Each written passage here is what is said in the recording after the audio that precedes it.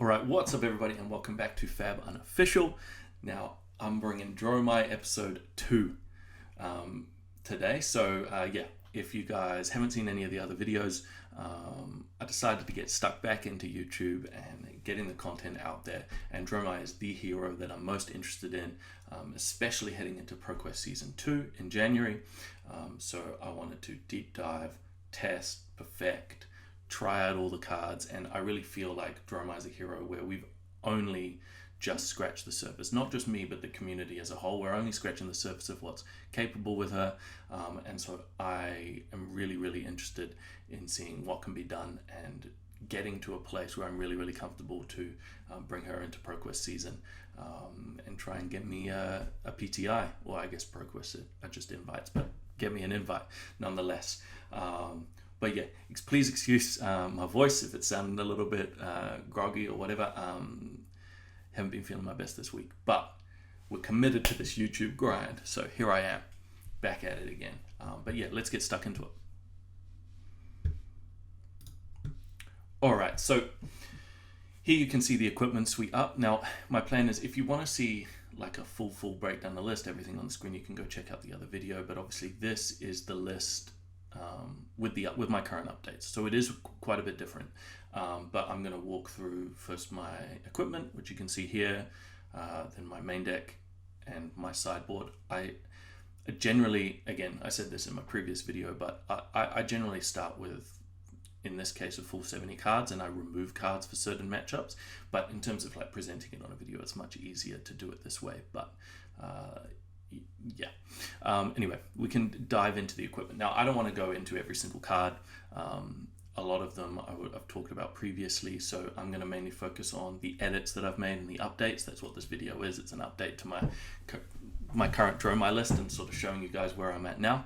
And it's by no means finished or perfected. This is just where I'm at now with cards that I'm trialing and cards that I'm liking. But let's get into it. So, we have the equipment suite. Obviously, Storm Senka, it's really the only weapon if you want to be swinging with dragons. I know some people have been throwing about Iris of Reality, but that is trash. Can confirm. But yeah, the 3 headpieces, Flame Scale Furnace, Ghostly Touch, Mage Marks and Boots, and Elrond Gloves, that's all the same. The 2 big differences from my previous list is you can see no Phantasmal Footsteps. Now, that is because I have moved away from the 1 cost 5 go again illusionist attacks. The Dustbreaker, Centipie, and Dustbreaker, the 1 cost Centipie, and Spears of Surreality. So, but Snapdragon Scales is the second leg piece I'm now moving in, and you'll see this in the main board and in the sideboard options. But I've loved the ability to be a little bit more flexible, have a controlling game plan with tomes and the such, and then be able to move into a game plan where maybe tomes, I'm being pressured a lot more in tomes and maybe not as good, where I can bring in Snapdragon Scalers and pair it with cards like Dust Up and so on, and some other things that we can talk about to be more proactive, apply pressure, and really force opponents like Fi into a position where they have to make a choice. Like, they don't block very well, but equally taking the damage is not really great for them either. So moved away from Phantasmal Footsteps, and we're trialing Snapdragon Scales. I've really liked it.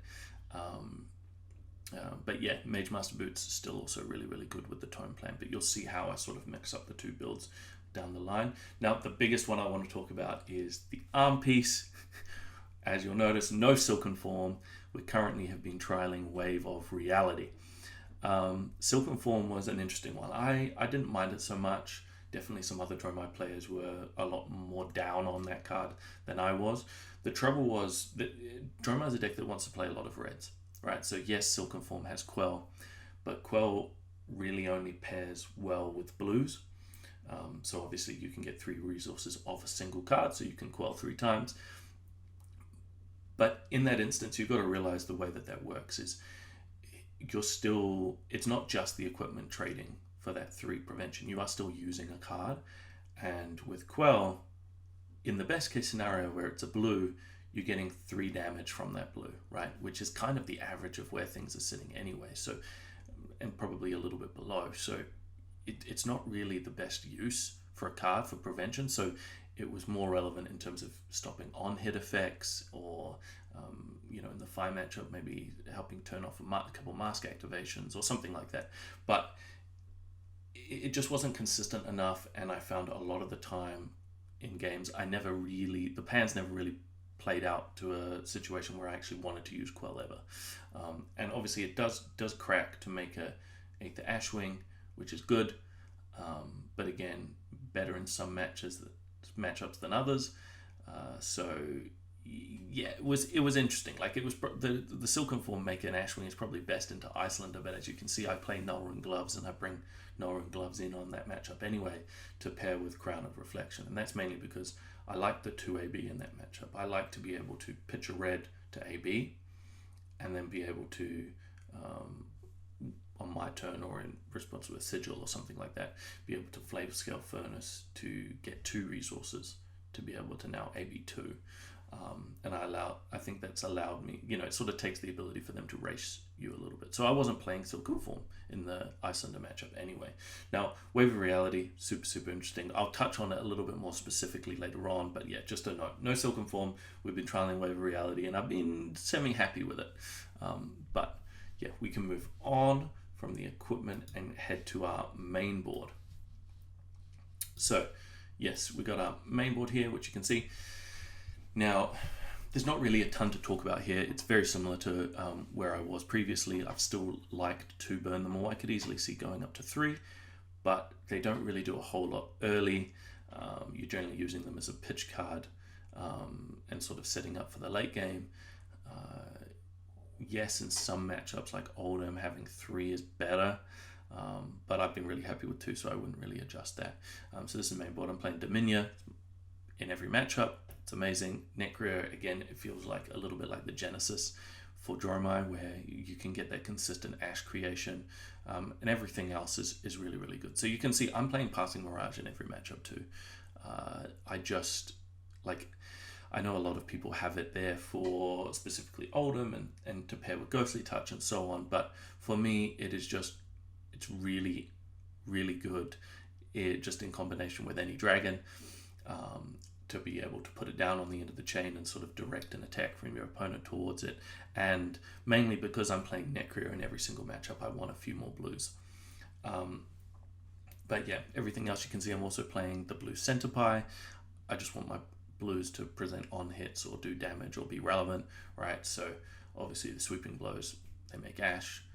The Dust Ups are a 1 card, 2 cost hands, and threatens to make an Aether Ashwing, which is really, really good, and the Centipies represents 6 damage, right? So it just all makes sense. The card I want to talk about the most, and that I haven't really touched on because it wasn't in the list at all in my previous version, is Skittering Sands. That card is insane, and I'll dive into detail a little bit more later on, but this is where we're at for the main board currently, and then I'll show you quickly. Here we go. Now, this is the quote-unquote sideboard. Now, as I said, I tend to have 70 cards and then remove 10 cards out for matchups, or 8 cards depending. But I'm showing it in this way so you can sort of see these are the selection of cards that I'm pulling out in every matchup. The rest of the cards stay the same. These are the cards that are coming in and out.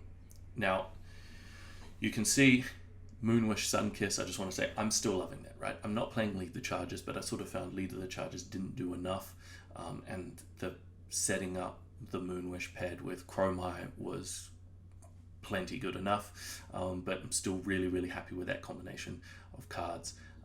So that's staying in, right? I still really, really believe in that combination. I'm really, really happy with it. Now, I am playing Command and Conquer. This was mainly because in the mirror, I didn't really present any 6 powers, and it's just so strong.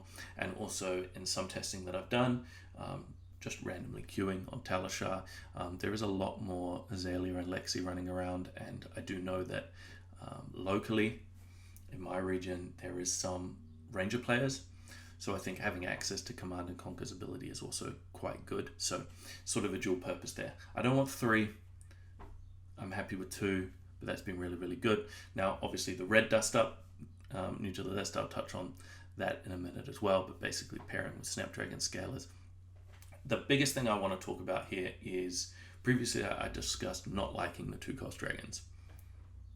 That is still true. They're pretty bad rate, and they just, Uvi is like super ash hungry and doesn't really seem to do enough. You don't want it in multiples, and Dromai doesn't represent enough damage wise. But I have found that Dromai it's the best thing you can be doing in the Icelander matchup, right? It just sort of shuts them off, really puts a spanner in what they're doing. They have to sort of adjust their entire game plan, sort of, okay, all eyes on Dromai, we need to get that off the board.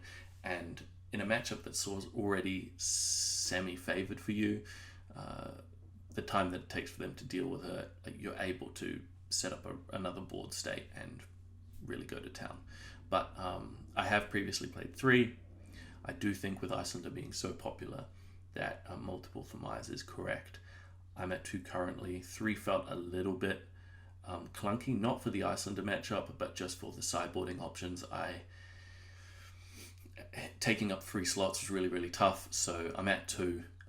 If Icelander is super, super present in your meta, I definitely could see putting 3 in there. Like, I'm not really happy that it has to be done, but it is just strictly the best thing you can be doing in the Icelander matchup. Now, you can see I've got the 3rd Skittering Sands, which I'll be talking about, and then the other things that are new are the Miraging Metamorph and the This Round's on Me, which I'll get into. I'm only at 2 Tome of Findel. 3 felt just a bit clunky. 2s felt really, really good. Obviously, I do still have the Mage Master Boots plan, and then you sort of have, which you compare with the first one, and then the second one you can sort of float in your deck and set up with the Dromai, so that's also fine. And generally, I'm not playing Tome of Findel in this matchups where I'm also playing Moonwish. Previously I was, which is why I was also playing Lead the Charge,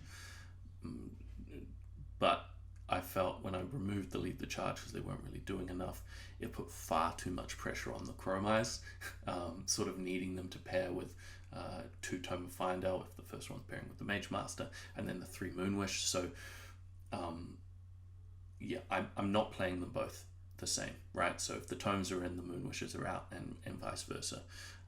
But you can have a little play around with that. Again, got the Remembrance, which has seemed pretty normal, and then I'm down to a 1 energy pot. 1 has seemed enough. It's there for the Icelander matchup, for the older matchup, and again, it's protection for your Ghostly Touch, just the classic case. There's tons of videos that talk about that, but essentially, you can play around, expose the elements by getting an energy pot down, and then you can always pay for it, because generally they can't pay more than 1 anyway, so 1 energy pot is enough. But I'm not the biggest fan of that, but I have yet to find anything better, and you still do want to play Ghostly Touch in that older matchup. So 1 is fine for that plan. But anyway, so that's the deck, and I will have a link to the list this time, so you guys can give it a jam. It will be down below in the comments, so you can go check that out. First time I'm sharing a list, so it should be public, but you can go have a little look and give it a play, and I'm really keen for some feedback, so you guys can let me know what you think. If there's any issues with it, definitely just let me know in the comments, and I can adjust the link or whatever needs to be done to get it to you guys. So moving on, I want to talk about some specific card choices, some of the things I highlighted that are different from my previous list, and just go a little bit more in depth in them. So first one, and I'll bring it up, we have Wave of Reality. So I'm not playing Silken Form. I don't know if that's right. Wave of Reality is just what I'm testing currently. Now, I talked about it previously.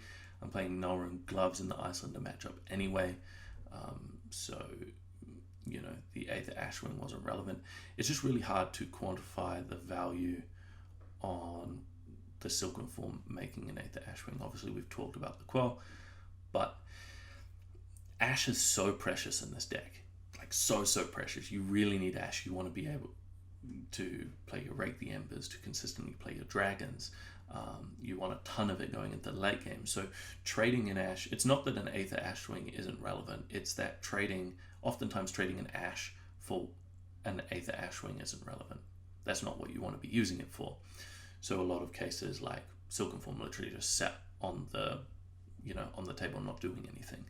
I didn't want to make the Aether Ashwing and I didn't want to quell, or couldn't. So I was sort of looking through options, and obviously Wave of Reality is a new card that's been given to the Illusionist class in Dynasty.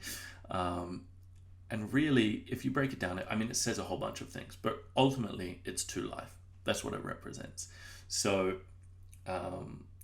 it comes down. So when Wave of Reality is destroyed, you get to create a Spectral Shield token, and it reads Ward 1. So if your hero would be dealt damage, prevent 1 of that damage and destroy Wave of Reality. Now, the important thing with Ward is that you don't get the option. So if you don't have anything else with Ward or any other damage prevention on the stack, then if you're going to be dealt a damage, this will crack and prevent 1 of it. So there have been times, I'm completely honest, where it's a little bit risky, especially into something like Phi, where if they're going first, they just go ham and can get basic free value by cracking this super early. But most of the time, you can just commit to blocking up, and it's perfectly fine. But this represents 2 life. It prevents 1 from the ward, then a Spectral Shield comes up and it prevents 1. And I've found that the way it prevents damage is super relevant, right? If your opponent, something like Briar or Phi or really any on hits, generally are pushing breakpoints, right? So for instance, if your opponent's coming in with a 4-power attack, that's representing an on hit. If you have Wave of Reality in play, you're able to just commit to cracking it super early. It's just you're trying to get the most value out of it. So you present a block 3, and Wave of Reality will prevent the other one, and then you get the Spectral Shield, right? Which means if they present another one over a breakpoint, you get to block 3. Spectral Shield will now prevent that 4th damage as well. So yeah, I've been liking it, been trialing it out. Seems pretty good. And to be fair, 2 life on board is sometimes all you need out of equipment. A lot of people like Bravo were playing Iron Rot Legs, right, which is 1 life, and this is 1 point better than that. So it's definitely got some value. But yeah, is it better than Silken Form? I'm not sure, but I have been liking it so far. So we'll see. I think it's probably going to be metagame dependent, but as I don't really know where the metagame is going to be sitting, I'm happy just to be trialing out Wave of Reality into as many people as possible. Now, the other equipment that's different, as I said, no Phantasmal Footsteps. We've moved on to the Snapdragon Scale, as you guys saw from the list before. We're not playing, other than the blue Embermore and the 2 Miraging Metamorphs in the sideboard, we're not playing Phantasm attacks. So its ability is less relevant, and I generally don't want to be trading a red from my hand for 1 block most of the time. So Snapdragon Scalers comes in, you're able to pair it with Dust Ups and the Miraging Metamorph in the sideboard, which is really key. That card is so good, and I'm going to talk about it later, but obviously you can Miraging Metamorph and then crack Snapdragons, as it does cost 1, which is unbelievable for 7-power attack. But yeah, this card just allows you to swing the momentum, block, wait for a hand, apply pressure. Just seems really good. And like I said, I'm playing Snapdragons in the build where I want to be more aggressive. So when tones come out and I'm playing Moon Wishes, then I'm also playing Snapdragon Scalers. The Moon Wish and Dust Ups, they sort of come in as a bit of a package. But yeah, this is where I'm sort of at, and I've been liking this a lot. I haven't really felt like I've missed Phantasmal Footsteps, but I do stand by, if I was to re-add more Phantasm attacks back into the list, I'd probably have to make the switch to bring Phantasmal Footsteps back in. But that's not the list I'm currently on, so Snapdragon Scales has played really well into this list in particular. Okay, now this is the All-Star, right? Skittering Sands. This is a card you'll see I'm playing 2 in the main deck at all times in every matchup, and then I have the 3rd in the sideboard as a bit of a catch-all. It doesn't necessarily have any specifics of where it comes in because it's so good into so many things, but I would just like to talk about. So yeah, so I'm only playing the reds. It's 0 cost, red, Skittering Sands, and it reads transform target ash you control into an Aether Ashwing. It gains +3 until the end of turn. And it has go again, right? So on the base, it's a red starter. Now, the downside is it does only block 2, but you very rarely want to block with this anyway, as it's such a good 1-card hand that doesn't really matter. But it's a red starter for your other dragons, which is important because we've removed the other Phantasm attacks, which acted as red starters previously. Now, it's 0 cost, so it's a 1-card hand. You get to... Dromai blocks very, very efficiently because it's filled with so many 3 blocks. So, this is a 1-card hand. You don't need to pitch anything. It just is a 1-card, turns an ash into an Aether Ashwing, and then you're able to also attack with any other dragons you have in the field. So it's really, really strong there. What I do want to touch on is I talked previously when we were discussing Silken Form and its absence from the list that an Aether Ashwing is not super relevant, which I do stand by. But the difference with Skittering Sands is that initially it gives the Aether Ashwing +3, which makes it way more relevant. So as a baseline, you trade 1 card and an ash to make an Aether Ashwing that's going to attack for 4. Now, in the worst case scenario where they pop it with a 6 power, then you've still traded 1 card and an ash for a card. And it's a 6 power, which are their most relevant cards against you. So it's actually not a bad trade for you there. You've almost essentially gone 1 for 1. But if they don't pop it, right, then this 1 card represents 4 damage initially, but you get to keep the Aether Ashwing. So on following turns, it represents another 1, another 1, another 1 for however long it sticks around. So now all of a sudden, over the course of a game or a few turns, very often Skittering Sands turns into 1 card and an ash for 6 damage, which is amazing rate. So I've really, really, really, really, really loved this card. Definitely play it. It is so good. That's my view. Trial it, like I said, let me know your thoughts. But this card is insane. And I don't see me cutting them really at all. I could see potentially going down to the 2, just because the 1 has sort of come in and out as a bit more of a nondescript sideboard card, but I really like it, and very often I'm playing 3 in most matchups, so yeah, it's so good. The rate on this card's insane.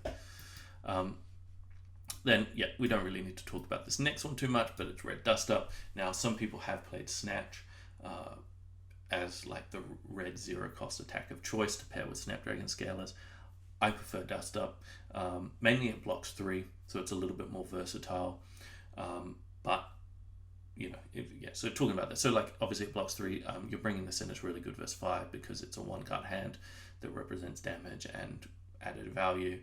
But in situations where it needs to block, it's so much better at it. So Dust Up, full power attack. When it hits, you create an ash token, then transform up to 1 ash you control into an Aether Ashwing. Now that's important. So this is a 0 for 4 or block 3, already a great rate. Represents a super relevant on hit. Now the on hit, you make the ash. As we said, the deck's super ash hungry. You want ash. It's really important to have ash. But then the choice is yours. You made an ash, and now you can transform up to 1. So it can be 0. So you can hold the ash and not make the Aether Ashwing if that's going to be better for you, or depending on where you are in the game and what you're setting up for. But if you want to make the Aether Ashwing, then this represents 1 card for 4, and then the on hit you get the Aether Ashwing. So it's very similar to that Skittering Sands level, except the real difference is this blocks 3 but doesn't have go again naturally, whereas Skittering Sands obviously blocks 2 but you get the go again. This card's been my preference to pair with Snapdragon Scales over like Snatch, which I have tried, but give it a go. We don't really... Dust Up's great. Okay, this is a little bit of the spice. Now I'm playing 2 Miraging Metamorph. Again, it costs 1, so it works with Snapdragon Scalers. That's really important. So you're not just leaning on Dust Up as Snapdragon targets, but it's a 1-cost red that blocks 3, and it's coming in for 7. So it has Phantasm, and it reads, when Miraging Metamorph is destroyed, create a token that's a copy of an aura you control. Now, that line of Phantasm is obviously super relevant. It means they can pop it with 6 powers. Now, the second line of text about it being destroyed is way less relevant in Dromai than it was in Prism, because you don't have auras kicking about. Ash are not auras, dragons are not auras, so yeah, you've got to be careful with that. But it almost never comes up, but there are some subtle use cases. Now, the biggest reason, first of all, why we're playing this is it's 2 cards for 7, so it's above rate, right? All the talk about Wounded Ball and all that sort of thing, it's all very well and good, but in Dromai you play a lot of reds, so very often you can't get 3 resources off 1 card. So this is the best rate attack where you're able to do that, and it also pairs into Snapdragon Scalers. So you're trading 2 cards for 7. If they pop it, sure, it's not great, but you have made an Ash as well, so it's not an exact 2 cards for 1 trade. But you're mostly bringing this in matchups where they don't have the 6 powers anyway, so they're not really going to pop it, and then you're throwing a massively above rate card at their face, which is just good value. There are some subtle use cases for the second line of text. Obviously, we're playing Wave of Reality. I have come up into situations where I've been able to block in a way that the Ward 1 has triggered, and I've made a Spectral Shield, and then I've come back with a 2-card hand of Miraging Metamorph, and then they've had a popper, but now I have a Spectral Shield, so I'm able to get some value out of that, which is fine, because in that case you've traded 2 cards for 1, but you've made an Ash and you've now also made a Spectral Shield.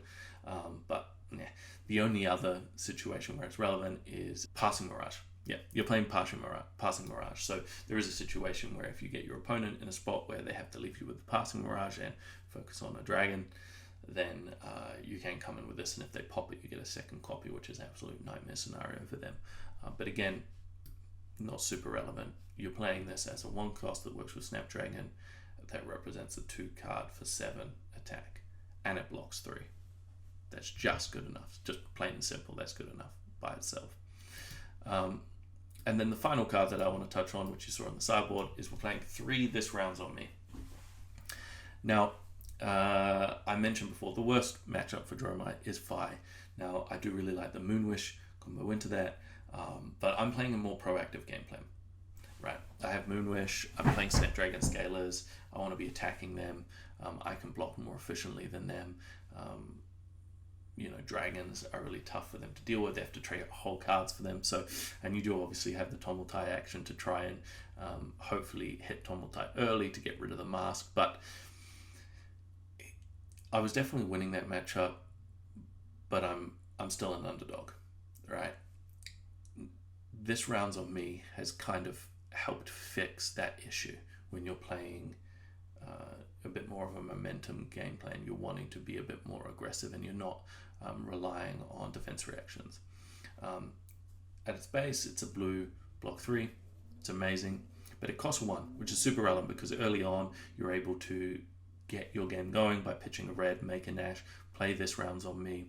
Now each hero draws a card, perfect for you, as it's now fuel to use that Ash or throw a Dust Up at their face or whatever. But the most relevant line of text obviously is, until the start of your next turn, attacks that target you have -1, and this is death for Fire, right? Like, it turns off Art of War, it turns off Phoenix Flame.